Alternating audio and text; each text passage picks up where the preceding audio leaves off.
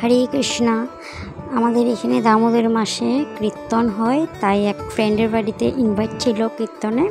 তো অনেক রাত হয়ে গেছে যেতে যেতে, এগুলো কিছুই পাইনি, তাও গেছিলাম আর কি অ্যাটেন্ড করার জন্য। তারপর দেখো কীর্তন হচ্ছে কি সুন্দর করে, কি সুন্দর সাজিয়েছে ফ্রেন্ডের বাড়িতে।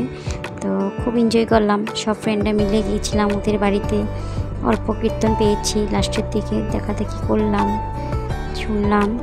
তারপর আমরাও একটু প্রদীপ জ্বালিয়ে নিলাম, কেন কি প্রদীপ দান করতে হয় এই কীর্তনে, তাই প্রদীপ দান করলাম। আমরা দুজন হাজব্যান্ড ওয়াইফ মিলে একটু প্রদীপ দেখিয়ে নিলাম। তো খুব এনজয় করেছি, ভালো লেগেছে কীর্তনটায় গিয়ে। তো এটা আমার ফার্স্ট টাইম এই কীর্তনটা পাওয়া, তো আগে কোনো দিনও দেখিনি, ভালো লেগেছে অনেক। তারপর ফ্রেন্ডের বাড়িতে প্রসাদ দিল, প্রসাদ খাওয়া দাওয়া করলাম।